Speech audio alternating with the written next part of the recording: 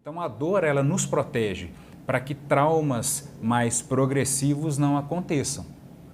Então, ela é sim uma resposta fundamental para que a gente tenha mecanismos de preservação das nossas células, das nossas funções, dos nossos diversos tecidos, ok? Bom, e voltando aqui para o nosso slide, como que esse mecanismo todo acontece?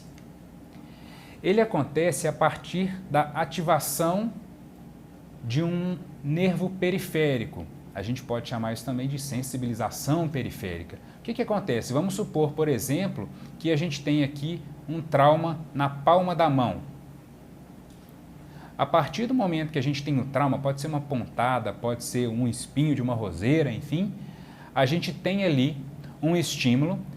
Esse estímulo, a partir de mudanças químicas de alguns íons que a gente vai ver um pouquinho mais à frente, eles deflagram um impulso nervoso que vai navegar através desse neurônio de primeira ordem, através de diversas fibras, e observe que nós temos diversos tipos de fibras.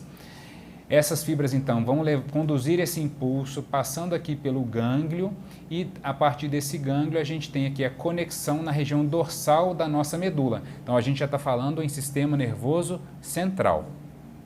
Eu tenho um nervo periférico, por exemplo, na minha mão, que vai navegar e trafegar essa informação até chegar ao nível da minha medula.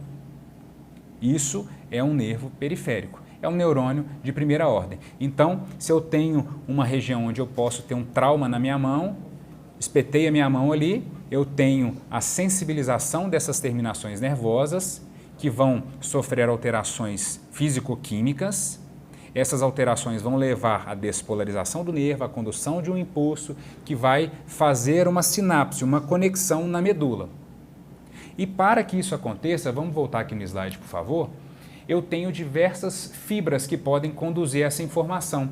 Na imagem, a gente consegue ver aqui, ó, as fibras que a gente chama de fibra C, e nós temos a fibra A beta e a fibra A delta. Então, observem que essas fibras são diferentes. Eu tenho uma fibra bem fininha, onde eu vejo só uma continuidade dessa estrutura um pouquinho amarronzada aqui embaixo.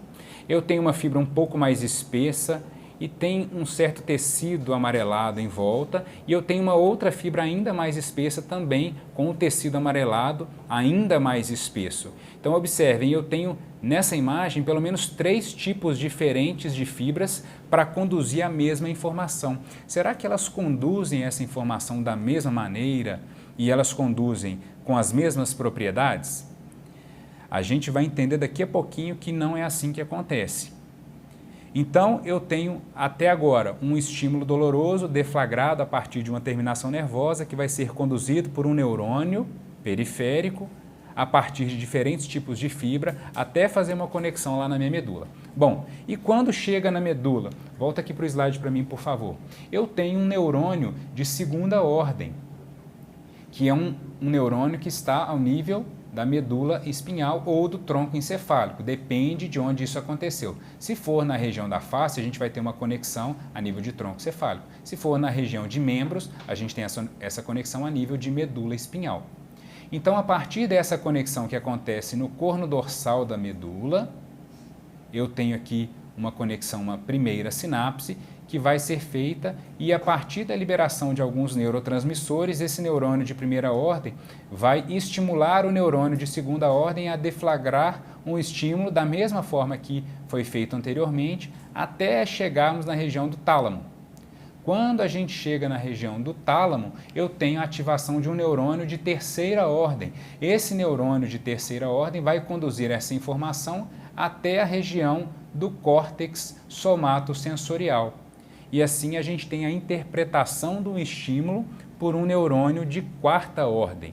Então percebam, eu tenho pelo menos 4 neurônios. Mas Aécio, são 4 neurônios só? Sim. Mas não são somente 4 neurônios ao todo envolvidos. Mas para que um estímulo saia da ponta do seu dedo e seja interpretado como dor lá no seu cérebro, na região mais externa, cortical, assim como a gente tem a cortical do osso da medula e a medular, a gente tem a cortical também do sistema nervoso central.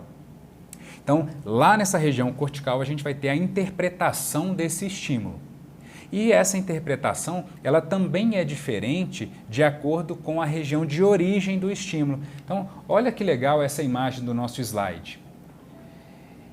Existe esse desenho que é muito famoso dentro da neurofisiologia, que a gente chama de homúnculo de Penfield.